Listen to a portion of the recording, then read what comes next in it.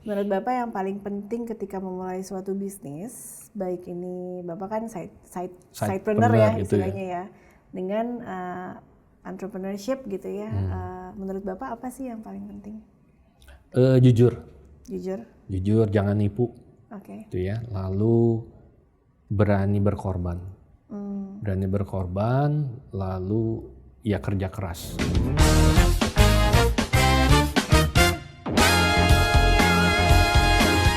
Oke, selamat datang di podcastnya Unit Kewirausahaan Ukrida. Saya Elita, hari ini akan menjadi host untuk podcast kali ini. Saya juga punya tamu nih, spesial banget, Pak Oki Sunardi, dosen dari Teknik Industri, ya, studi program Teknik Industri, dan beliau juga punya hobi sebagai seorang wirausaha. Coba kita tanya dulu, Bapak, ini wirausahanya ini apa yang Bapak lakukan? Kenapa ini bisa menjadi sebuah hobi? Ya, jadi nyapa dulu nih, selamat siang ya teman-teman. Jadi benar kata Bu Elita, wirausaha itu jadi hobi. Kenapa? Karena saya ngerjainnya itu nggak full time. Oke. Ya nggak full time, saya mengerjakannya pulang kantor. Jadi mulai saya geluti itu sesudah maghrib ya, sampai sekitar jam 9. Nah, kenapa disebut hobi? Karena memang tujuannya menyalurkan hobi saya. Jadi hobi saya itu main pingpong. Main pingpong. Nah, udah agak lama main pingpong dari saya kecil, tapi sejak 2010 saya berpikir saking banyaknya koleksi bat pingpong saya, kenapa nggak dijadikan uang? Ya karena bat pingpong itu kayak mobil, Bu. Kayak motor, makin antik makin mahal. Oke. Nah itu jadi dari situ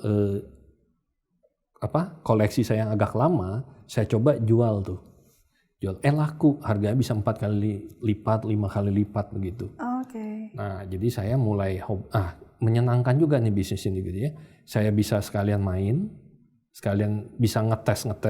Itu kan jenis-jenis bat pingpong itu ada ratusan. Jadi hobi saya itu ngetesin bat pingpong. Yang saya kurang cocok, saya simpan. Jadi sekali ngetes, kondisinya masih baru, saya simpan lagi tuh. Nanti udah berapa tahun saya jual, harganya malah naik gitu ya.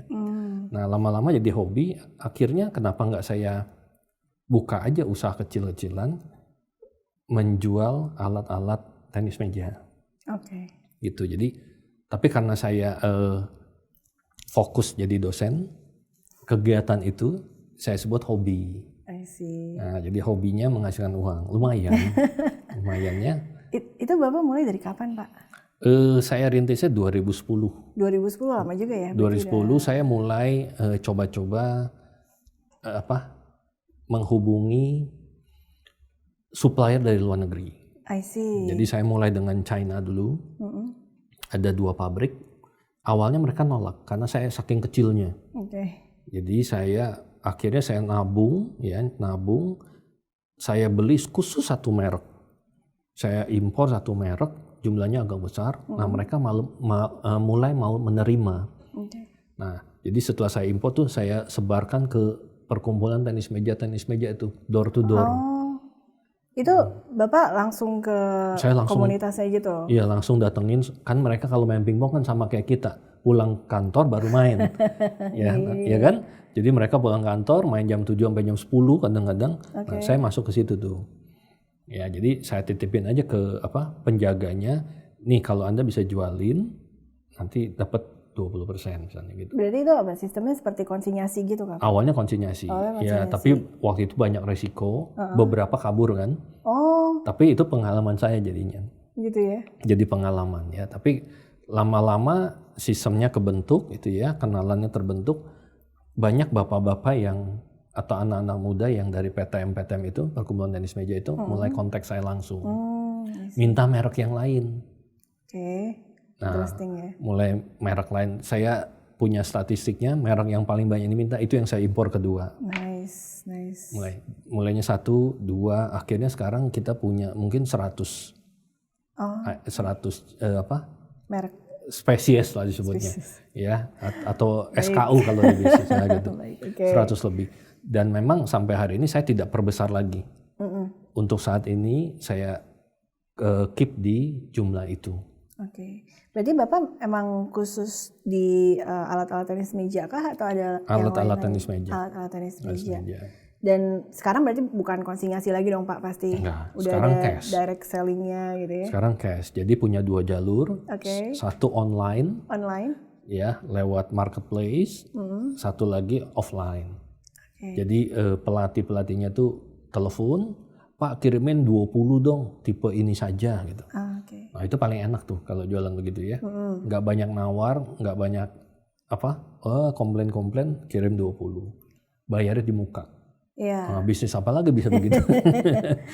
Ya. Tapi Pak, biasanya kalau bisnis, apalagi baru merintis bisnis kan, itu biasanya dibutuhkan waktu yang panjang.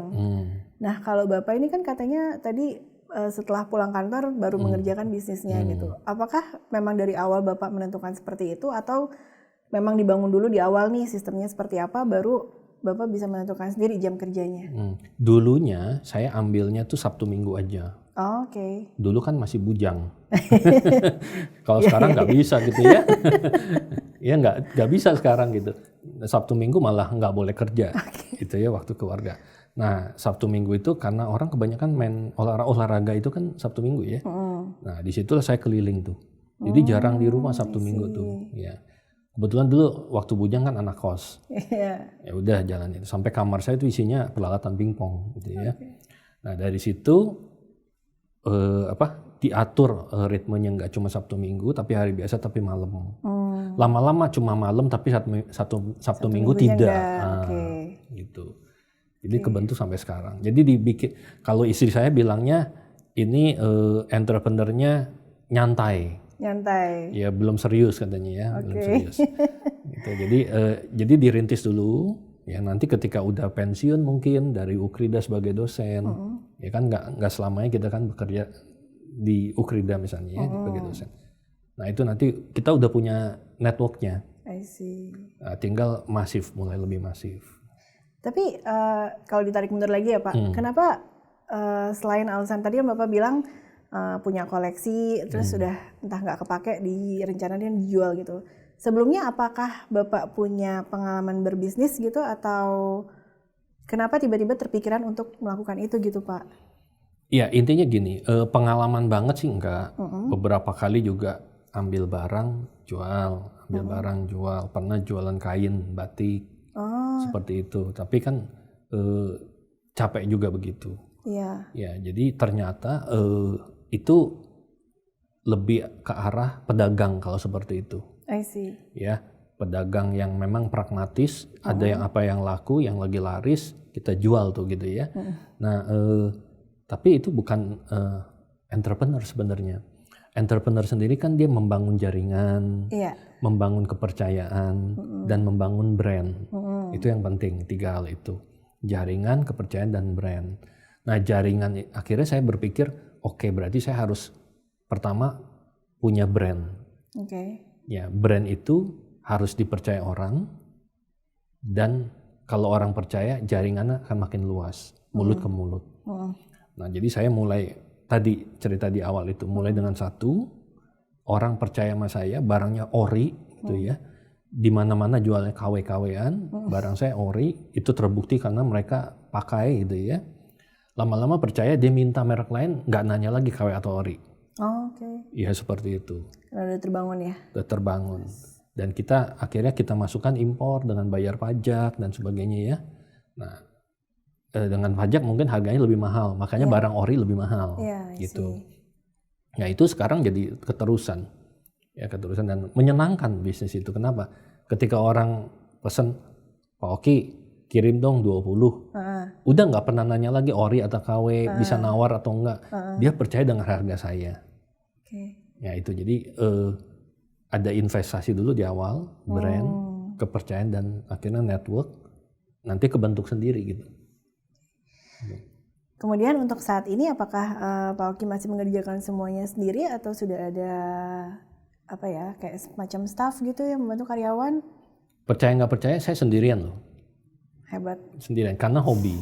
Jadi karena jam kerjanya hanya pendek di malam hari Dan sekalian memang saya tuh kalau nggak lihat bat pingpong itu kayaknya kurang apa gitu. Gitu ya. Ya. Ini lucu loh. Ini intermezzo sedikit nih ya. Sobat-sobat, istri saya tuh kalau ada bat pingpong datang ke rumah, dia tuh lihat, ih bagus ya. Tahu nggak, dia minta satu. Oke. Ya, buat apa? Buat kipas-kipas. Astaga. Saya bilang, kamu tahu nggak harganya berapa? Kamu tahu nggak harganya berapa itu? Kalau kepentok ya, somplak kena meja itu harganya langsung hancur gitu ya. Karena itu kayak barang koleksi. Iya. Cantik sekali. Nanti kapan-kapan saya bawa ya. Nanti ibu lihat deh. Wah, ini sayang banget kalau kadang-kadang dipakai. Apalagi bat pingpong yang buat perempuan itu cakep-cakep. Oh, iya, Ada ini ya? Baru tahu sih Pak. Ada, jadi menarik. Nah itu makanya disebutnya barang koleksi, collectible. Ya. Makin mahal barangnya, harga jual kembalinya makin mahal. I see. Jadi pernah ada satu bat pingpong itu, saya nggak sebut merek, dia itu dibeli seseorang pada tahun 90. Pada tahun 2010 dia jual, harganya 4 kali lipat. Akhirnya dia punya 11 tipe yang sama, dia koleksi karena beda nomor seri. Ya, yang terakhir dia jual 2022 yang lalu, harganya 14 kali lipat. Kayak gitu tuh, ya jadi collectible sekali. Ya kayak uang kuno, ya kan? Iya. Harga Rp1 sekarang harganya 100.000 misalnya begitu. Kemarin kan yang logam Rp1.000 kelapa sawit ya apa? Yang dia dibilang sudah tidak bernilai, besokannya muncul di marketplace gitu kan, harga berkali-kali 700.000, 800.000. Ya, makin kuno kalau kondisi bagus, makin mahal. Tapi ini kan berbicaranya sesuatu yang collectibles ya Pak. Kalau misalkan bukan sesuatu yang collectibles gitu, yang lebih mudah untuk dijual atau apa istilahnya, yang barang sehari-hari gitu, apakah mungkin investasi waktunya bisa selama itu juga atau nggak tahu, ini kita cuma ngobrol biasa aja ya Pak. Saya juga agak memikirkan nih kenapa Bapak bisa sampai masuknya ke collectibles gitu. Iya, pertama gini, kita pahami dulu kelemahan kita. Jadi mulai dengan weakness kita. Jadi kalau kita lemah dalam hal waktu misalnya, kita nggak punya banyak waktu, kita nggak bisa main di fast moving. Produk-produk yang fast moving, karena dia namanya juga fast moving. Dia butuh kecepatan, orang tidak akan nunggu. Kalau ibu lagi lapar pengen mie instan, ya merek tertentu, datang ke supermarket, ya kan, nggak ada merek tertentu, lagi pengen mie instan, ibu akan coba merek sebelahnya. Seperti gitu itu kan, saya juga begitu. Ini nggak ada yang ini mirip, ya udah cobain, gitu ya, karena pengen banget. Dia nggak mau nunggu, Pak minggu depan baru datang. Kan saya laparnya sekarang pengen. Tapi kalau barang-barang collectible ditungguin sampai berbulan-bulan. Jadi sampai hari ini tuh ada yang mesen ke saya, barangnya belum nyampe. Karena dari sananya, dari Jepangnya belum nyampe juga. Dia tungguin. Berarti kalau misalkan dibilangnya entrepreneurship itu adalah sesuatu yang memberikan value gitu ya. Nilai yang Bapak berikan kepada pelanggan Bapak itu adalah si barangnya ini dengan jenis-jenis barang yang Bapak sediakan gitu ya. Dan barangnya di tempat saya relatif unik-unik. Jadi kadang-kadang komentarnya kalau lihat, biasa kan ada komentarnya bintang 5, ada komentar barangnya aneh-aneh, nggak ada di toko sebelah gitu. Terus juga saya menawarkan safety dalam packaging. Jadi kalau dilihat di online store saya itu, packingnya aman. Nah itu yang selalu, packingnya aman. Kenapa? Orang bayar mahal, takut barangnya rusak. Jadi kita packing yang aman, jadi dia berani beli lewat online. Karena online tuh pasti dilempar-lempar kan? Iya, waktu handling. Tergantung kurirnya kali ya Pak. Hampir semua. Hampir semua. Karena saya kan malam itu, sebelum saya balik ke rumah, di gudang itu kan saya yang packing. Udah pakai kemasan semua. Ini karena hobi ya, jadi saya melakukannya dengan hobi. Packing pun seragam semua, packing saya bawa ke salah satu kurir itu ya, udah ditulis tuh fragile gitu ya, scan lempar, padahal barangnya kayu itu, betul. Ya seperti itu, saya bilang, Mas jangan dilempar, ya digeser tetap aja, kena, jadi ya tetap begitu, makanya packaging harus aman. Nah itu juga value yang kita tawarkan. Iya, Bapak kan Tapi backgroundnya sebenarnya bukan bisnis nih Pak. Bapak kan Bukan. di teknik industri ya. Terus bagaimana ya? Maksudnya boleh cerita sedikit nggak sih pengalaman Bapak dulu itu? Kenapa Bapak bisa tiba-tiba terpikir, bukan tiba-tiba ya, tapi kan tadi Bapak juga udah cerita ini bisa dijadikan hobi, bisa menjadikan bisnis, bisa menghasilkan uang gitu. Tapi sebelumnya gitu, apa yang membuat Bapak berani memulai suatu bisnis? Karena kan sekarang tuh banyak banget yang istilahnya apa ya, kayak pengennya udah nih kuliah lulus udah langsung kerja aja gitu, nggak ada kepikiran untuk bikin bisnis Pak. Tapi kenapa Bapak bisa sampai terpikir untuk bikin bisnis? Iya, jadi ini saya juga belajar dari orang lain sebenarnya. Jadi ada orang yang saya kagumi pernah bilang sama saya, sepanjang hidup kita kalau kita memang bekerja sama orang itu tidak akan pernah lebih makmur daripada jadi pengusaha. I see. Meskipun pengusahanya skala kecil. Ya banyak sekali pengusaha skala kecil seperti warung, ya kan, gerobak. Itu kalau saya beberapa kali suka iseng wawancara mereka. Ini kebetulan minggu lalu saya wawancara, ya sobat-sobat saya wawancara penjual mie ayam gitu ya. Penjual mie ayam dekat Ukrida, pasti tahu nanti gitu ya. Jadi saya nanya, waktu itu dia pernah ngajak anak nomor 2-nya perempuan, tiba-tiba hilang. Saya tanya sama Mas gitu ya, anaknya mana yang bantuin? Oh dia nggak bisa terus-terusan, dia kuliah. Jadi anaknya itu 4 semua kuliah. Wih, kuliah di mana? Di situ, sebut kampus gitu ya, kampus. Ngobrol-ngobrol, jadi ngobrol-ngobrol, rumahnya di mana? Dia cerita gitu ya, mumpung kosong nih jam makan siang kan, kita ngobrol. Dia punya rumah 4. Punya rumah 4, Oh ya? Iya, punya sawah 14 hektar. Waduh. Mas, itu hasil jualan mie? Iya gitu. Oke. Hasil jualan mie ayam. Nah, kalau Bu Elita perhatikan, kita di dekat kampus Ukrida itu, mungkin sobat-sobat juga ya pernah makan bakso Malang di depan Hotel Boulevard, Banyan Boulevard. Sekarang hilang gerobaknya, dia pindah jadi ruko. Ya, jadi ruko. Itu kan suatu kemajuan ya. Jadi saya pernah ngobrol sama dia, Mas, sehari habis berapa? Ya 1000 pieces. Oke. Sehari 1000 pieces. Ya hitung sendiri kalau satu pieces itu 2000 perak. 2 juta kan omset dia. Ya kan? Per hari loh. Iya. Jadi sebulan Kali 30. kali 30. 60 Itu juta. gerobaknya. Iya. Ya, saya belum tanya dia punya cabang di mana kan. Ya, jadi tetap meskipun dia mikro, dia kerjakan sendiri. Iya. Ternyata bapak itu yang jualan bakso Malang, dia bikin semua sendiri. Ya, istrinya di kampung soalnya. Ya, dia bikin sendiri, dia ke pasar sendiri, dia jualan pakai gerobak sendiri. Kayak saya tadi, sendiri semua.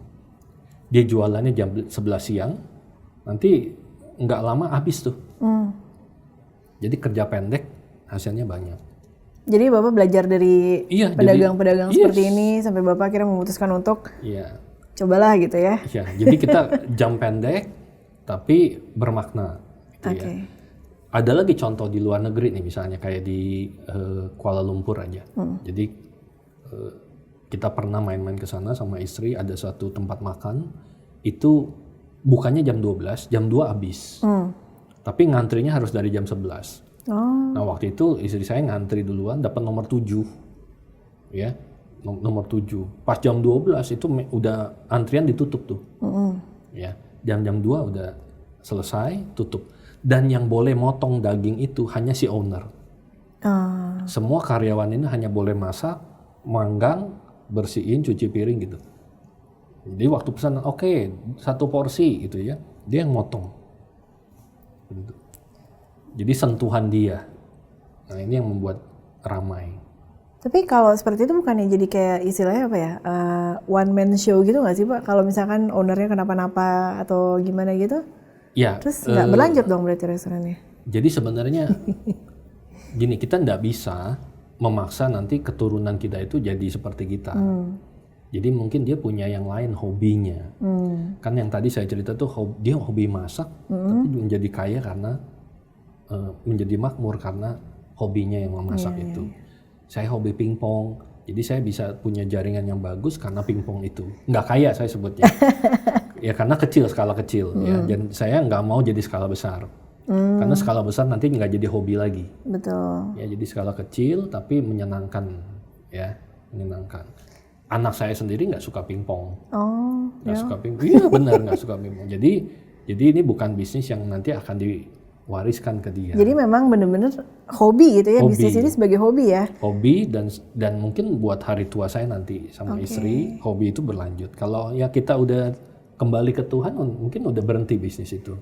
Istilahnya sebenarnya kalau di luar itu sidepreneur. Jadi side job tapi as an entrepreneur gitu ya. Gitu. Menarik sekali ya. Ya jadi yang pertama kan jadi entrepreneur itu sobat-sobat jadi cintailah apa yang kamu kerjakan, benar nggak? Nah saya mencintai itu tuh olahraga pingpong itu.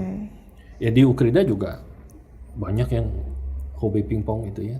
Bosnya Bu Elita. Yang mana Pak nih? Denny Boy. Bosnya banyak. Banyak ya. Oh, Pak Denny Boy main Oh pingpong itu ya? jago main pingpong gitu ya. Jadi Bu Iya. Elita mungkin pernah lihat kan saya main pingpong.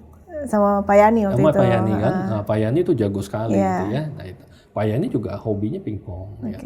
Jadi, hobi itu yang membuat kita menyenangi sesuatu dan membuat kita bisa lebih serius dan ngerti. Yang penting itu kalau orang nanya, Pak, saya mau beli yang gini, cocok nggak dengan gaya saya? Betul.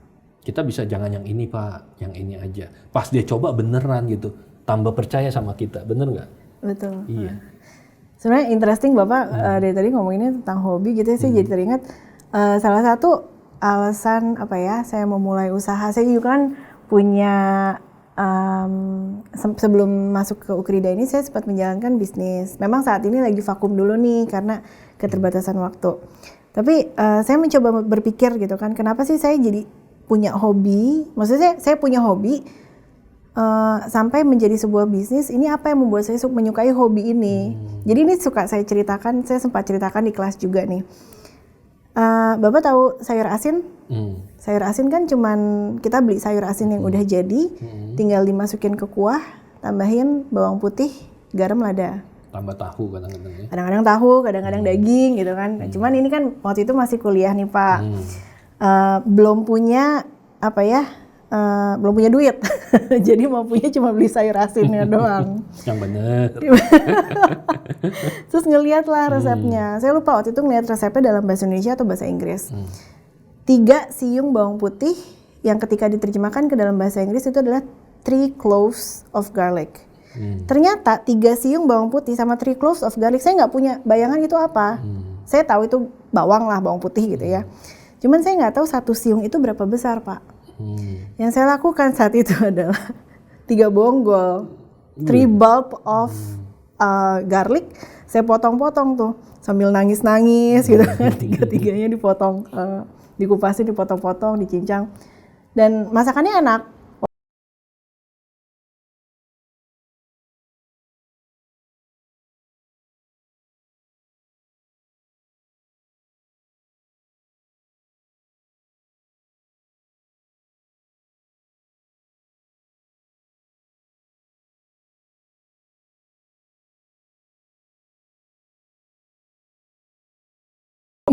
Ya jadi kalau gini, Ibu pernah dengar nggak cerita kalau entrepreneur itu jarang yang full berpuluh-puluh tahun terus, berpuluh-puluh tahun terus menerus. Kadang-kadang dia vakum dulu. Kadang-kadang ketika dia kembali muncul ide yang lebih segar, dia lebih berlari kencang. Itu jadi ketika kita vakum, musinya itu sesuatu yang tanda yang bagus tuh. Gitu ya. Jangan-jangan kayak beliau nanti yang jago-jago gitu ya. Step back untuk melihat gitu ya, menganalisa terus mulai lagi. Kalau di kampus kan ada penjaminan mutu ya. Nah, ada audit dulu, kita step back apa yang kurang, perbaiki, nanti bagus gitu ya. Mirip seperti itu sih. Entrepreneur juga begitu. Tapi Bapak dari awal mulai, Bapak tadi bilang berapa, 2010 ya? 2010 mulai serius. Mulai serius. Sebelumnya berarti udah berjalan juga? Sebelumnya itu main-main. Baru nyoba. Nyoba. 2010 mulai serius dengan 1 merek. Ya nanti 2012 2 merek. Berikutnya sampai berpuluh-puluh dan Produknya Dan banyak. sampai sekarang ini itu konsisten berarti Pak dijalankan? Masih jalan. Ntar malam ke sana lagi. Udah numpuk soalnya. Ke sana tuh apa maksudnya Bapak ada gudangnya atau gimana? Ada gudang kecil. Oke. Jadi sebenarnya itu rumah susun. Oh, Rumah susun properti pertama yang saya punya. nice, oke. Jadi rumah susun itu saya pakai boyong istri pertama menikah. Jadi istri saya itu baik sekali. Ya, dia mau, oh ayo tinggal di rumah susun dulu. Oke, kan punya sendiri gitu ya, saya sendiri. Nah, terus kita pindah gitu ya. Kita pindah rumah susun itu, tetap kita nggak jual. Karena anak saya juga lahir di situ gitu ya. Anak saya lahir di situ. Nah, kita jadikan gudang, warehouse untuk peralatan pingpong di situ. Oke. Jadi merakit pingpong atau langsung mengemas pingpong produk itu di warehouse itu. Pak, kasarnya nih, modalnya berapa sih Pak untuk memulai usaha Bapak itu? Besar ya? Nggak, pertanyaannya menjebak nih kayaknya. Kalau 2010 mungkin dolarnya beda ya. Oke. Karena ini semua impor dolar gitu ya. 2010 itu modalnya sekitar awal-awal di 40 jutaan. 40 jutaan. 40 jutaan. Terus naik gitu ya. Ya begitulah naik terus gitu. Jangan nyebut angka deh gitu ya. Gitu ya. Karena itu semua kan hasil dari 40 itu ada lebih saya nggak pakai. Saya jadikan belanja modal lagi. Ya. Menghasilkan lagi saya nggak pakai lagi. Jadi ada waktu sekitar 7 tahun saya tidak ambil keuntungannya. Jadi saya gunakan invest berinvest. Gitu ya. Oke. Jadi invest berinvest. Nah itu, jadi itu juga salah satu kunci entrepreneur. Jadi itu Bapak memang nggak pernah cari financing atau Nggak. apa kayak gitu ya? Nggak, karena kalau gitu nanti saya dikejar-kejar bayarin bunga. Iya. Nah itu nggak terlalu bagus. Kecuali kita memang awalnya sudah punya jaringan dulu yang lebih kuat di usaha sebelumnya, atau warisan orang tua sudah punya jaringan. Nah itu beda. Financing menjadi salah satu opsi yang bagus. Gitu. Tapi kalau kita mulai dari awal, kadang-kadang financing membawa beban buat kita, beban bunga. Apalagi kalau kita belum jaga demand-nya. Demand-nya belum di-create. Gitu. Nah, waktu itu kan saya lagi meng-create demand, kalau saya langsung ke financing itu berbahaya. I see. Jadi bagusnya demand-nya di-create dulu, demand-nya udah banyak, boleh jadi financing. Itu jadi business proposal. Oke. Gitu. Oke Pak, ini karena keterbatasan waktu, pertanyaan terakhir deh. Oh gitu. Menurut Bapak yang paling penting ketika memulai suatu bisnis, baik ini Bapak kan sidepreneur ya gitu istilahnya ya, dengan entrepreneurship gitu ya. Menurut Bapak apa sih yang paling penting? Jujur, Jujur. jangan nipu, Oke. gitu ya. Lalu berani berkorban, lalu ya kerja keras. Oke. Kerja keras itu, jadi jujur ya, jangan nipu-nipu, karena sekali nipu itu jaringannya langsung tahu tuh semua. Ya, jangan nipu, jadi jujur ya, kerja keras, sama satu lagi nih, jangan lupa cari mentor. Nah, jadi jangan malu nanya. Oke. Nah itu yang kadang-kadang kita lupa, kita pride-nya terlalu tinggi, Jalanin semua sendiri jalan gitu sendiri ya. ya. Nah, mentor itu perlu yang ngasih peringatan buat kita. Ya. Nah, itu aja sih, simple. Bapak siap jadi mentor? Kayaknya saya belum layak ya. Karena saya juga lagi belajar kan terus gitu ya. Oke. Di Ukrida kayaknya banyak mentor yang bagus-bagus. Gitu ya. Bagus ya. Bu Elita salah satunya. Baik. Mungkin sekian dulu untuk podcast kita kali ini. Terima kasih banyak Pak Oki. Kalau ada waktu lagi nanti kita coba diskusi lagi untuk podcast berikutnya. Oke, terima kasih. Terima Terima kasih juga kasih. buat sobat semua.